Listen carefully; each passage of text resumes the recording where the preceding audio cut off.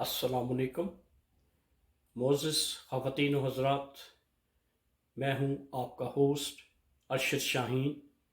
आप देख रहे हैं मेरा चैनल आप और हम शाहीन और उज़ैर के साथ। नाज़रीन, इससे पेशतर कि मैं आज की वीडियो का बाकायदा आगाज़ करूँ, मेरे मुअज़्ज़िज़ ख़वातीन व हज़रात से इंतहाई मुअद्दबाना गुजारिश है कि वो मेरे चैनल को सब्सक्राइब ज़रूर करें और अगर हो सके तो लाइक, शेयर और कमेंट भी ज़रूर करें। शुक्रिया। नाज़रीन, आज की वीडियो बनाने से पहले मैं आपको ये ज़रूर बताना चाहूँगा कि इससे पेशतर इस मौजू से रिलेटेड बेशुमार जो वीडियोज़ हैं वो मैं बना चुका हूँ, क्योंकि आज एक नई पेश रफ्त हुई थी इस केस के बारे में, इस वाक़े के बारे में, तो मैंने मुनासिब समझा कि जो नई इंफॉर्मेशंस हैं वो अपने नाज़रीन तक बहम पहुँचाई जाएं। ये केस रिलेट करता है नूर मुक़द्दम कत्ल केस। और नाज़रीन, आपको मालूम है कि पिछले दिनों मैंने आपको अपनी वीडियो में भी बताया था और आपने बेशुमार जो वीडियोस देखी होंगी उसमें भी आपने सुना भी होगा, देखा भी होगा कि जो दरिंदा सिफत इंसान मुल्ज़िम ज़ाहिर जाफ़र, उसकी मदर का सुप्रीम कोर्ट की तरफ से बेल ग्रांट कर दी गई थी। लेकिन जो बात मैं आपको बताने जा रहा हूँ वो इस लिहाज से वो मेरे लिए भी अचंभे की बात थी। वो किस तरह से कि क्योंकि इस्मत आदम जी जो कि इस दरिंदा सिफत कातिल ज़ाहिर जाफ़र की माँ हैं, उसकी बेल हो चुकी है। लेकिन जो मेरे लिए हैरान कुन बात है, पता ये चला है कि इस्मत आदम जी अभी तक जेल में हैं, अभी जेल से उसको रिहाई नहीं मिली। जब मैंने इसके बारे में इंफॉर्मेशंस कलेक्ट की तो पता यूं चला कि सुप्रीम कोर्ट में जो बेंच था, जिन जजेस साहबान ने इस की बेल एक्सेप्ट की थी, उसमें 3 जजेस पे मुश्तमिल ये एक बेंच था। अब उसको जो बेल ग्रांट की गई, उसका जो एक प्रोसेस होता है उसको कंप्लीट होने में चंद रोज़ लगते हैं। सबसे पहले जिन जस्टिस साहबान ने उनकी बेल ली, उन्होंने उस एप्लीकेशंस पे, उस ऑर्डर पे साइन करना होते हैं। उसके बाद वो जो ऑर्डर की कॉपी है वो लोअर कोर्ट में जाती है और लोअर कोर्ट में बाकायदा अंदराज होने के बाद, उस पे साइन होने के बाद फिर वो जो ऑर्डर है वो जेल हुकाम तक पहुंचता है। तो जब इस वक्त मैं वीडियो बना रहा हूं तो हो सकता है ये रोबकार जो है वो जेलर तक यानी जेल हुकाम तक पहुंच जाए और इन द मीन वाइल जो इस्मत आदम जी हैं वो जेल से रिहा हो जाए। लेकिन अभी तक जो मेरे पास जो इंफॉर्मेशंस हैं वो अभी तक जेल में हैं और मुझे बड़ी हैरानगी हुई कि इस्मत आदम जी की बेल हुए तो कुछ रोज़ गुजर चुके हैं, अभी तक उसे जेल से रिहाई क्यों नहीं मिली। तो असल वजह ये थी कि प्रोसेस कंप्लीट होने में चंद रोज़ लगते हैं। जब ये बेल तो उसकी हो चुकी है, लेकिन उसका जो प्रोसेस है वो चंद रोज़ में जब कंप्लीट हो जाएगा तो फिर इस्मत आदम जी جو اس ملعون قاتل کی ظاہر جعفر کی ماں ہے اس کو رہائی مل جائے گی۔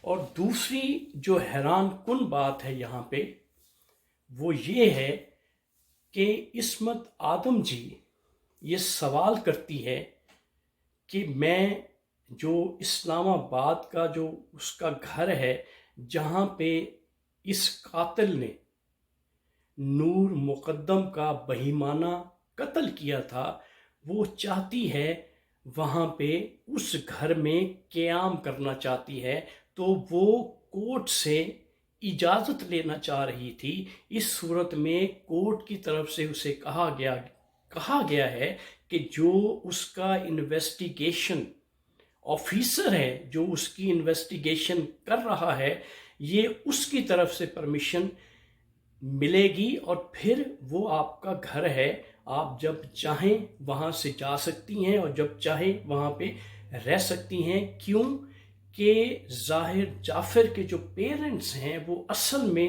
جو ان کی قیام گاہ ہے وہ ہے کراچی، وہ کراچی میں ان کی مستقل سکونت ہے، وہ کراچی میں رہتے ہیں، لیکن اس وقت جب وہ بیل آؤٹ ہو چکی ہے اب وہ چاہتی ہے کہ جہاں پہ میرے بیٹے نے نور مقدم کا قتل کیا ہے میں وہاں پہ رہنا چاہتی ہوں۔ تو ناظرین یہاں پہ جب میں سائیکولوجیکلی اس خاتون کا انالیسس کرتا ہوں تو مجھے یوں لگتا ہے کہ جیسے یہ محسوس کرتی ہے ذہن کے کسی حصے میں، اسے ایک درد کا، ایک تکلیف کا شاید احساس ہے۔ یہ سمجھتی ہے کہ کس طرح سے اس کے بیٹے نے کس درندگی کے ساتھ، کس بہیمانہ طریقے سے نور مقدم کو قتل کرنے کے بعد اس کا سر تن سے جدا کیا۔ اب ناظرین ہو سکتا ہے یہ ضروری نہیں ہے، لیکن مجھے یوں لگتا ہے کہ شاید اسے کہیں یہ گلٹ ہے اس کے ذہن میں کہیں یہ احساس موجود ہے۔ ہو سکتا ہے کہ وہ اس احساس کو دور کرنے کے لیے اس مقام پہ اس گھر میں رہنا چاہتی ہو۔ تو ناظرین کچھ چیدہ باتیں جو میں اس کیس کے بارے میں جو لیٹسٹ ہیں وہ بھی میں آپ کو بتاتا چلوں۔ وہ یوں ہے کہ اس وقت جو ظاہر جعفر ہے اس کا جو بیہیویئر ہے، بجائے اس میں کچھ پختگی آنے کے، کچھ درستگی آنے کے، کچھ بہتری آنے کے، پتہ یہ چل رہا ہے کہ اس کے بیہیویئر میں وہ ندامت کا جو احساس ہے وہ نہیں ہے۔ ابھی بھی اس کا جو رویہ ہے وہ رویہ نہیں ہے جہاں پہ انسان محسوس کرتا ہے کہ اس نے جو جرم کیا ہے وہ غلط کیا ہے، اس نے جو قتل کیا ہے وہ غلط کیا ہے۔ ابھی بھی وہ احساس شرمندگی میں اور احساس مجرمیت میں جو جرم کا احساس ہے وہ ابھی تک اس کے اندر پیدا نہیں ہو رہا۔ کبھی تو وہ اپنے آپ کو، پہلے بھی میں نے آپ کو بتایا تھا کہ کبھی وہ اپنے آپ کو شو کرتا تھا کہ وہ انسین ہو گیا ہے، پاگل ہو گیا ہے، اور اپنے آپ کو اس طرح سے شو کرتا تھا کہ اسے سچویشن کا پتہ نہیں ہے اور اپنے آپ کو بچانے کے لیے وہ اس قسم کی حرکات کرتا تھا۔ اب صورتحال یہ ہے کہ اسے ایک وکیل جو ہے اسے دے دیا گیا ہے جس کا نام ہے شہریار، اور یہ سرکاری وکیل ہے اور اس سے اس کی ملاقات بھی کروا دی گئی ہے۔ اس سے بھی وہ یہی سوال کرتا ہے اپنے وکیل سے بھی کہ میرے کیس کا کیا ہوگا، میں بچ جاؤں گا یا مجھے سزا ملے گی۔ تو ناظرین اب یہ شخص جو ہے، یہ ملعون، یہ درندہ صفت شخص جو ہے یہ موت سے نہیں بچ سکتا۔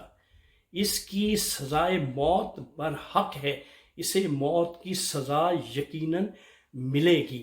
اور ناظرین یہ ہونا بھی چاہیے، اتنا بڑا جرم اس نے کیا ہے، اگر اس کو اس کی سزا نہیں ملتی تو ناظرین پھر آنے والے جو لوگ ہیں جو پاکستان میں دندناتے پھرتے ہیں، جو جرائم کرتے پھرتے ہیں اور ان کو کسی قسم کا کوئی احساس نہیں ہے، وہ کبھی بھی کوئی لیسن نہیں لے سکتے۔ اس لیے جو کورٹ نے یہ آرڈر ہائی کورٹ نے کیے ہوئے ہیں کہ 2 ویک کے اندر اندر اس کیس کا فیصلہ ہو جانا چاہیے، اس لیے جو ملعون شخص ظاہر جعفر جو قاتل ہے نور مقدم کا، اب اسے بھی پتہ ہے کہ چند دنوں میں اسے سزا ہو جائے گی اور اس کیس کا فیصلہ ہو جائے گا۔